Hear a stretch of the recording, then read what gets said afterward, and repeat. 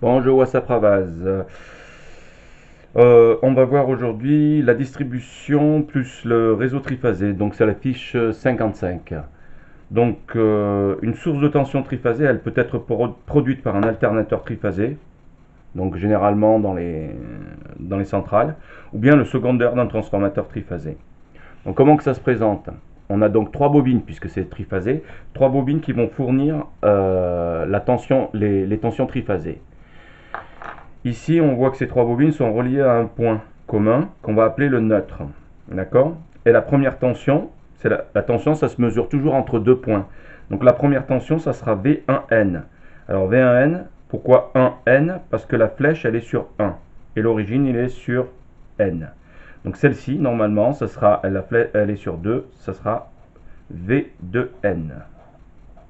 D'accord? Ensuite, on va continuer. La troisième, celle-ci, ça sera V3N. D'accord? On met la flèche bien sur la phase numéro 3. Donc les phases ici, c'est L1, L2, L3. Donc celle-ci, ça sera V3N. D'accord? Ensuite, on voit qu'avec un voltmètre, on peut mesurer entre deux points. Donc on peut mesurer les tensions entre phases. Attention, il y a un ordre. Donc les phases, ça sera toujours 1, 2, 2, 3, 3, 1. Rappelez-vous de ça. 1, 2, 2, 3, 3, 1. Donc, et les tensions entre phases, on les appelle U. Donc celle-ci, ça sera U. Et j'ai dit 1, 2. Donc 1, 2. Donc il faut que j'aille chercher la phase numéro 1 pour mettre la flèche. Donc voilà. Ça, c'est U1, 2. Donc celle-ci, c'est toujours U. Alors 1, 2, 2, 3. Donc la tension entre phases U2, 3. Donc la pointe de la flèche, elle sera ici. C'est le vecteur. D'accord? Ensuite, la dernière, ça sera U3, 1. U3, 1. La flèche, elle est ici. Donc celle-ci, ça sera U3, 1. Donc voilà. Donc si on regarde bien, on a 6 tensions. 1, 2, 3, 4, 5, 6. On a 3 tensions entre phase et neutre et 3 tensions entre phases. Donc il y a deux groupes de tensions. Il y a le groupe de tension entre phase et neutre et le groupe de tension entre phases. Le groupe de tension entre phase et neutre, les physiciens l'appellent la tension simple, comme c'est marqué ici. Et on le note V. Attention à ne pas confondre ce V avec le volt. C'est le nom des tensions entre phase et neutre. Bien sûr, ces tensions se mesurent en volts. Et le groupe de tension composé, c'est-à-dire les tensions entre phases, on les note U. Donc maintenant, si on énumère chaque groupe, les tensions simples, il y en a 3. On avait dit V1N. Attention, on le met bien en indice, V1N. Ensuite, V2N. Et la dernière, V3N. Voilà ces trois tensions. Pour les tensions composées, ça sera U1, 2, virgule, U1, 2, U2, 3, U2, 3, et la dernière, U3, 1. Je répète, l'ordre est très important pour la compréhension, pour tout ce qui se passera plus tard. D'accord? C'est bien 1, 2, 2, 3, 3, 1. Voilà. Donc une fois que vous avez rempli ça, on passe à la page numéro 2. Donc, quelles sont les relations qu'il y a? Quelle est la relation mathématique ou physique qu'il y a entre la tension composée et la tension simple? Tension composée, tension entre phase et neutre. Excusez-moi. Tension composée, c'est la tension entre phases. Et la tension simple, c'est la tension entre phase et neutre. Donc ici, ce racine carré de 3, je vous expliquerai un peu plus tard d'où est-ce qu'il vient. En réalité, c'est parce qu'on est décalé de 120 degrés. On verra ça plus tard. Donc ici, on a U sur V qui est égal à racine carrée de 3. Ça veut dire quoi? Que U sera toujours plus grand que V. Et il sera plus grand que lui de racine carrée de 3. Et racine carrée de 3, c'est 1,732. On peut toujours le marquer. 1,732. C'est égal à racine carrée de 3. Vous pouvez le faire sur votre calculatrice et vous verrez. D'accord? Maintenant, à partir de cette relation mathématique, on va tirer U. Donc U égale racine carrée de 3 fois V. Donc on le note V que multiplie racine carrée de 3.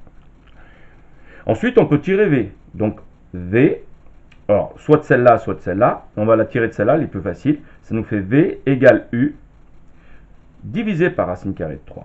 Donc je vais faire mon trait de fraction qui est bien en face de mon égalité. Et je vais faire U divisé par racine carrée de 3. Voilà, la relation mathématique entre les tensions composées et les tensions simples sur un réseau triphasé équilibré, ça sera toujours ça. Ça sera la tension composée est égale à la tension simple fois racine carrée de 3, ou bien la tension composée sur la tension simple est égale à racine carrée de 3. Voilà. Alors, comment on nomme les réseaux? Donc, il y a plusieurs manières de les nommer. Donc, le plus simplement, on dit généralement, on pose le réseau, deux points, j'ai oublié les deux points ici, c'est égal à V, V c'est-à-dire la tension simple, tension entre phase et neutre, slash, attention, c'est pas une division, c'est juste un slash, U, la tension composée. Ou bien on peut dire, une fois qu'on a ça, on peut l'écrire comme ça, 230 volts, 400 volts. Donc là, 230 volts, ça correspond à V. Et le 400 volts correspond à U, parce que le slash, il est bien là. Il sépare bien les deux. On peut appeler ça aussi tension. On peut appeler ça une autre manière de nommer un réseau, c'est de dire 3 fois 400 entre phases. Des fois, on ne rajoute pas le entre phases. Donc on dit 3 fois 400 tout simplement. Ou bien on dit un réseau 400 tri. Tri pour triphasé, bien évidemment. Ou bien, une quatrième manière de le nommer, un réseau, c'est de dire que c'est un réseau 400 volts plus neutre. Donc le neutre stipule le fait qu'on a des tensions simples. D'accord? Ensuite, eh bien, vous avez à remplir ce petit exercice à faire. Voilà, vous me remplissez ça et puis je relèverai à la fin de l'heure. D'accord? On va passer... On va faire la suite. Donc on passe à la page 3. D'accord? Donc juste pour un petit retour, cet exercice, il faut le faire à partir de la relation mathématique qu'on a ici. On est d'accord? Donc vous pouvez répondre à cet exercice à partir de la formule qui est ici. D'accord? Voilà. Ensuite, je dézoome. Là. Alors, maintenant on a des dipôles, résistors, bobines, ce que vous voulez. On va brancher télévision. Alors, des récepteurs. On va donc ici pour l'exemple, je prends un récepteur de 10 ohms qui supporte une tension de 400 volts. D'accord? Donc, sachant cela, je vais pouvoir le brancher sur un réseau. Donc, je choisis un réseau triphasé de 230-400. Donc, la première chose que je vais faire, je vais brancher ces dipôles, il y en a 3 pour triphasé. Je vais les brancher entre phase et neutre. Donc, le premier dipôle, il est bien entre phase et neutre. Il est sur la phase 1 et sur le neutre. Donc ici, les entrées et sorties de chaque dipôle, je les ai nommées U1, U2. U1, l'entrée, c'est impair. U2, c'est la sortie. D'accord? Le deuxième dipôle, ça sera V1, V2 et W1, W2. Donc ici, si je regarde bien, j'arrive par une phase, je rentre dans le récepteur, je ressors du récepteur par le neutre. Conclusion ici, c'est la tension V. Or, la tension V ici, c'est 230 volts que vous avez là. Donc ici, on a 230 volts. Donc ce récepteur-là, si je le branche comme ça, sur ce réseau-là, il est soumis à 230 volts. Il est bien évident qu'il va les supporter, puisque normalement, il peut supporter jusqu'à 400 volts. Donc 230 volts, c'est largement dans ses compétences. D'accord? Pour des raisons d'équilibre, vu qu'on en a 3 de récepteurs et 3 phases, on va brancher chaque récepteur sur une phase donnée. Donc la première phase est déjà prise. Donc la deuxième récepteur, je vais le brancher sur la phase numéro 2. Donc ici, voilà. Donc là, on était bien sur la phase numéro 1. Donc la phase numéro 2, je rentre par la phase numéro 2, je ressors et je repars par le neutre. Ok. Conclusion ici aussi, j'ai 230 volts. D'accord? Notez que celui-là, c'est V1N. Et celui-là, ça sera V2N. Et le dernier, donc sur la phase numéro 3, et bien évidemment, je retourne sur mon neutre. Et celui-là, ça sera toujours aussi 230 volts. Donc le dernier récepteur est branché sur la tension V3N. Ensuite, on peut se dire, tiens, je vais prendre ces 3 récepteurs et je vais les mettre dans une boîte pour faire globalement un récepteur triphasé. Donc, Comme ils sont dans la même boîte, ça gêne en rien. Je viens brancher, comme ici, U1, je vais le brancher sur la phase numéro 1. L'ordre est très important, hein. V1, je vais le brancher sur la phase numéro 2, et V3, je vais le brancher sur la phase numéro 3. Tel que c'est là, ça ne marche pas parce qu'il n'y a pas de retour. Donc si vous comprenez bien, j'arrive, mon potentiel il arrive ici, mon courant il passe par là, il passe par ce récepteur, mais il n'est pas branché. Donc ça va nulle part, conclusion, ça ne marche pas. Il faut donc boucler. Alors, première chose, ce que je vais pouvoir mettre, c'est des barrettes. Donc on va mettre ici des barrettes. D'accord? Une première barrette ici, et une deuxième barrette ici. Donc on appelle ça des barrettes parce qu'elles sont généralement en acier. Elles sont conductrices ces barrettes. Donc à ce moment-là, théoriquement, d'après ce que j'ai fait tout à l'heure, il faudrait que je tire mon fil neutre. Alors je vais le tirer en pointillé pour stipuler le fait qu'on n'en a pas besoin. On verra pourquoi tout de suite. En réalité, quand on le branche comme ça et qu'on couple avec les barrettes comme ça, le courant qui passe là-dedans, dans ce fil neutre, le retour, donc on va l'appeler IN ce courant, d'accord? Ben, IN il est égal à 0. Donc ici, IN égale à 0.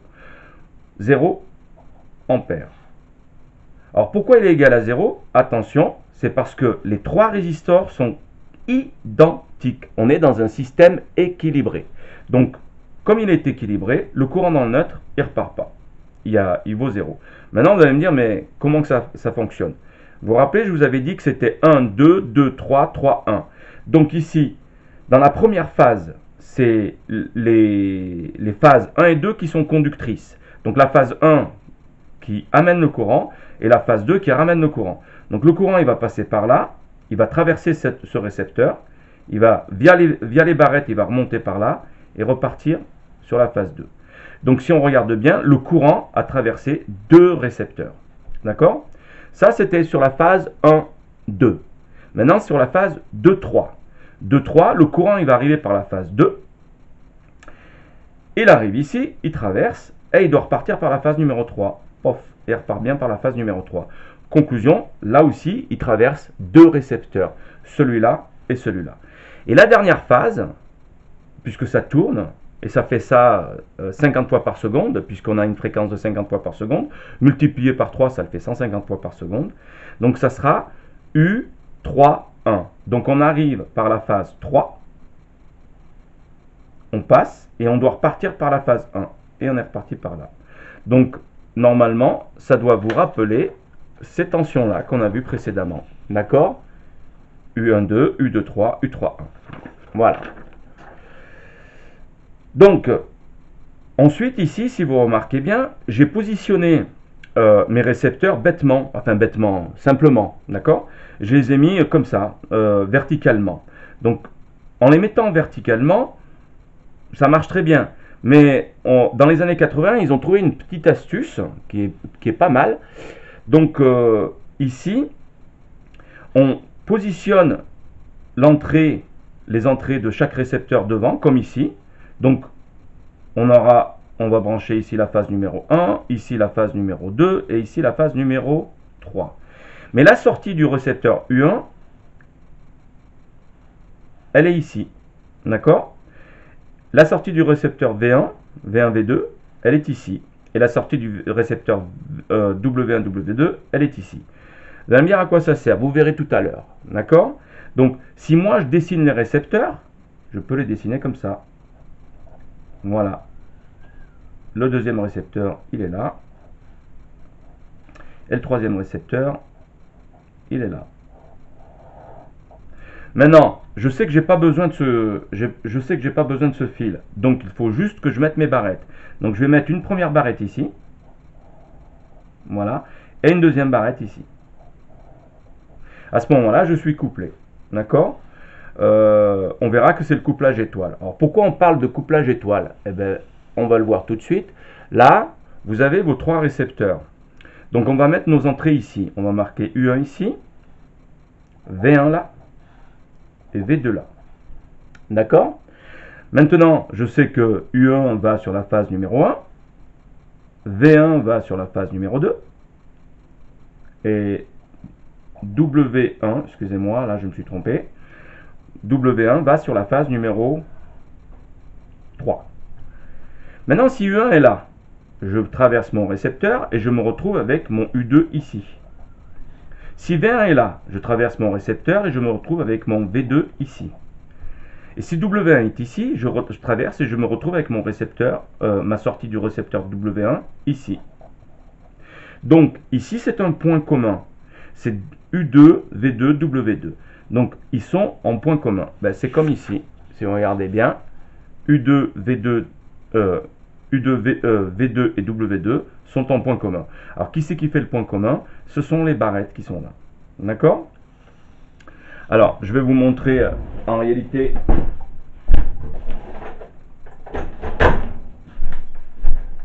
comment que ça se passe. Vous avez ici, là j'ai récupéré ça sur un moteur. Donc on a nos barrettes. Donc ça c'est fixé sur un moteur. Donc là on voit bien qu'on a des écrous. Donc il faut les enlever, ça prend un certain temps. Vous allez voir pourquoi je vous dis ça tout à l'heure. Alors de deux choses l'une, soit le moteur il démarre en direct, on fixe nos barrettes et on n'en parle plus. Et il démarrera toujours, soit d'après ce qu'on a vu là, il va démarrer comme ça. Excusez-moi, oh là là. Hop, hop, hop. Voilà, on va mettre une barrette ici et la deuxième barrette ici. Ce sont les barrettes que je viens d'installer, ce sont les deux barrettes que j'ai mis ici, d'accord? Alors bien évidemment, il y a une troisième barrette, on verra à quoi elle sert, donc on ne va pas la jeter, donc on la met par-dessus, tout simplement. Et après on vient, on visse, on amène nos phases ici, et on fait tourner notre moteur ou notre récepteur triphasé, d'accord? Et il va tourner toujours avec le même couplage. Et ce couplage-là, on vient de voir, c'est le couplage étoile, parce que ça ressemble à une étoile. D'accord? Donc maintenant, on va voir, on a vu que tout à l'heure, quand on a le couplage étoile, les tensions, c'est du 230. On va voir si c'est vrai. Donc ici, si je regarde bien, j'ai ma phase ici, mon courant il va arriver, on va faire 1, 2. On va juste étudier 1, 2. On pourrait étudier 2, 3 et 3, 1. Mais pour l'exemple et pour comprendre, on va juste étudier 1, 2. Bien évidemment, c'est pareil pour la phase 2, 3 et 3, 1. Donc 1, 2, la voilà. D'accord? Excusez-moi, elle est là. D'accord? Donc le courant, quand il va arriver par la phase 1, il va traverser ce récepteur. Il arrive ici, il va traverser ce récepteur, il va repartir par la phase 2. Donc on a bien notre boucle, d'accord? Alors, vous allez me dire, mais notre boucle, là on ne voit pas. Mais rappelez-vous que là, on a le générateur. Donc quand on arrive par 1, 2, on arrive bien par 1. Le courant, il part de la phase 1, il va à la phase 2. Alors la phase 1, elle prend naissance ici, hein, d'accord? On va dire qu'on part d'ici, on fait ça. On remonte. Alors vous allez me dire pourquoi on remonte, parce que c'est un récepteur crée une chute de tension. Vous avez vu la convention récepteur et générateur. Donc ici, ça fait ça, et on a bouclé, on a bien notre boucle, d'accord? Alors, et c'est chacun son tour. Donc sur la seconde, en une seconde, il y a 1, 2 qui se fait, 2, 3 qui va se faire, et puis 3, 1 qui va se faire, d'accord? On repart. Donc l'important c'est de bien comprendre que ça boucle. Alors, là, ici, entre ce point-là et ce point-là, c'est-à-dire U1 et V1, ma tension c'est la tension entre phases. Donc je vais la tracer ici, et je sais que cette tension entre phases, je la connais, puisque je suis sur un réseau 230-400. Donc cette tension entre phases, je sais que c'est U, et il vaut 400 volts. Moi, ce qui m'intéresse, c'est la tension aux bornes d'un récepteur. Donc, on va utiliser celui-là. Donc, quand je vais chuter ici, quand je pars de cette phase et que je chute, donc ici, j'ai une tension. Cette tension-là, la tension entre U1 et la sortie, c'est-à-dire U2, cette tension-là, elle est semblable à la tension entre phase et neutre. Donc, on va la noter V, et elle sera égale, ici, à 230 volts. Attention, ça...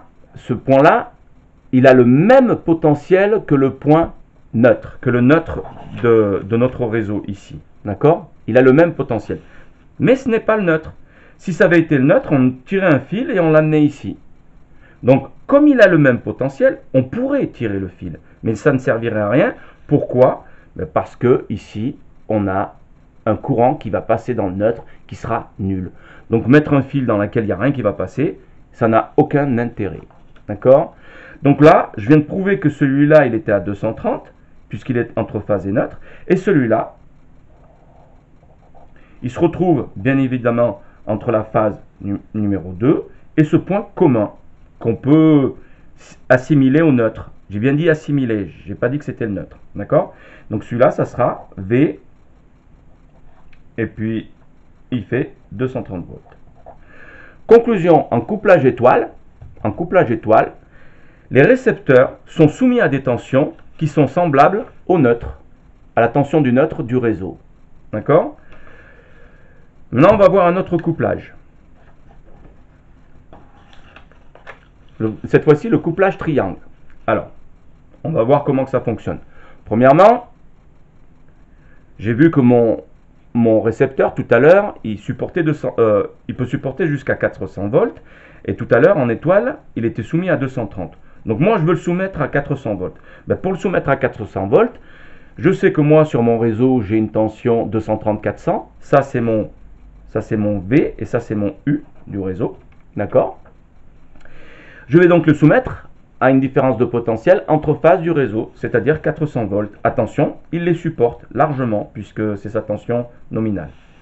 Donc, maintenant, le premier récepteur, je l'ai déjà branché. Si vous regardez bien, il est bien entre phases. Attention, c'est toujours la phase 1, 2. Et là, je sais que c'est U qui est égal à 400 volts. D'accord? Je vais faire la même chose avec l'autre récepteur. Cette fois-ci, ça sera U2, 3. Donc, ça veut dire que la sortie du second récepteur, il faut que je l'amène sur la phase numéro 3. C'est très important, l'ordre. 1, 2, 2, 3, 3, 1. Donc, celui-là aussi, c'est du 400 volts. Parce qu'il est entre la phase, excusez-moi, 400 volts. Parce qu'il est entre la phase 2 et 3. Et le dernier, normalement, c'est U1, 2, U2, 3 et U3, 1. Donc, l'entrée se fait par la phase numéro 3 et la sortie, ça va se faire sur la phase numéro 1. Et là aussi, j'ai du 400 volts. Ce 400 volts, c'est bien la tension entre phases du réseau. D'accord. Maintenant, je mets ces trois récepteurs, la même méthode que tout à l'heure, et après on verra ce que ça va faire. Donc ici, phase numéro 1, phase numéro 2 et phase numéro 3. D'accord? Comme ils sont dedans, je ne vais pas m'amuser à sortir des fils. J'ai moi mes trois phases qui sont présentes dans l'enceinte de mon récepteur triphasé. Je vais donc moi chercher U1, 2. La phase numéro 2, elle est ici. Donc il suffit que je parte d'ici et que je vienne là. Donc j'ai bien U1, 2. Ensuite, pour le deuxième récepteur, c'était U2, 3. Donc U2, 3, donc j'ai bien le 2 qui rentre ici, je sors ici, et il faut que j'aille à la phase numéro 3. Or la phase numéro 3, elle est ici. Donc je viens et je me mets ici. Voilà. Ce que je trace là, ce sont des fils électriques, on est d'accord? Et le dernier, c'est U3,1. La phase numéro 3, elle est là. Donc je rentre dans le récepteur, le troisième récepteur par la phase numéro 3. Et je ressors par la phase numéro 1. Or, la phase numéro 1, elle est présente ici. Donc je vais tirer un petit trait comme ça. Hop, hop, hop. Et voilà. Donc ici, globalement, si je regarde bien, j'ai bien trois fils de phase qui vont alimenter mon récepteur. Et il n'y a rien qui sort d'autre. Donc voilà. Donc ici, chaque récepteur est soumis à 400 volts, comme ici. Maintenant, si j'utilise la petite astuce, rappelez-vous qu'ici, on a nos récepteurs qui sont comme ça. Ça, ce sont les récepteurs. Je vais les alimenter.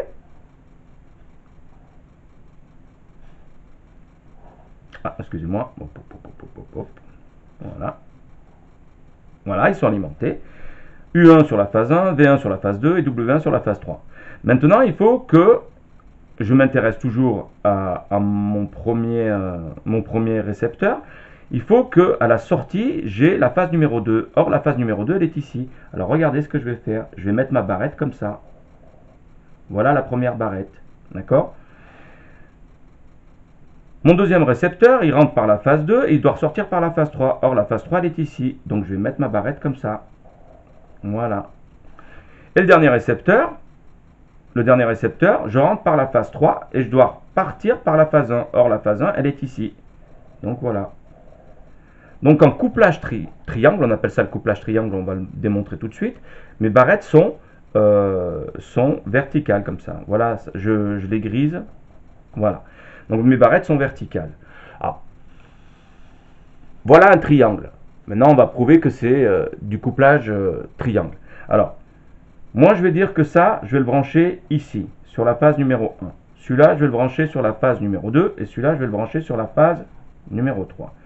Sur la phase numéro 1, je sais que j'ai U1. D'accord? Ouais, U1. Maintenant, ma sortie de mon récepteur U1, c'est U2, et il est sur la phase numéro 2. 1, 2. Donc la phase numéro 2, elle est ici. Conclusion, U2, il est là. Maintenant, je vais m'intéresser à la phase numéro 2. À la phase numéro 2, je sais que l'entrée de la phase numéro 2, c'est V1. Donc ici, je me retrouvais avec V1 ici. D'accord?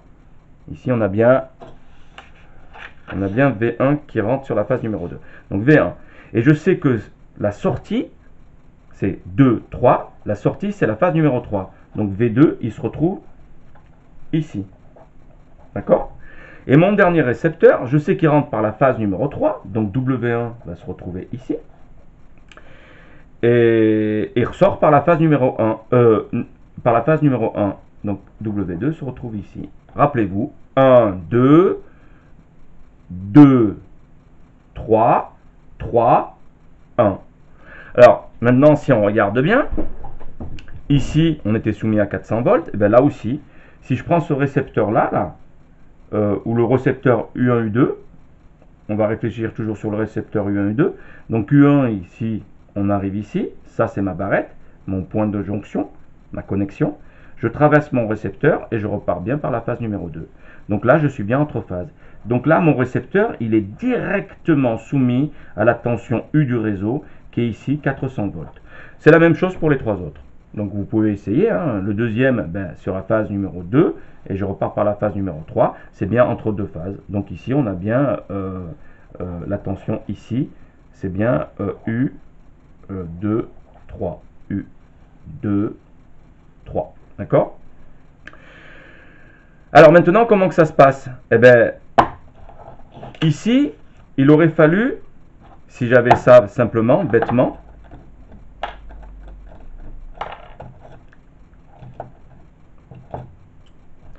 si j'étais comme ça, que j'avais mis mes trucs, mes récepteurs, je les avais mis comme ça, est-ce que vous voyez que je ne peux pas rentrer là? Donc là, je vais être diagonale, ça ne rentre pas. Donc voilà. Donc même si c'est un carré, la diagonale, elle va faire racine carrée de fois 2, racine carrée de 2 fois le côté. Donc elle est plus longue de 1,4 fois plus que le côté qui est ici. Alors, regardez ce qui se passe en faisant ça, cette fois-ci. Donc ici, je peux la positionner comme ça. La deuxième, je peux la positionner comme ça. Et la troisième, je peux la positionner comme ça. Je me retrouve dans ce cas-là. Conclusion, là, je suis en couplage triangle. Donc voilà. Ensuite,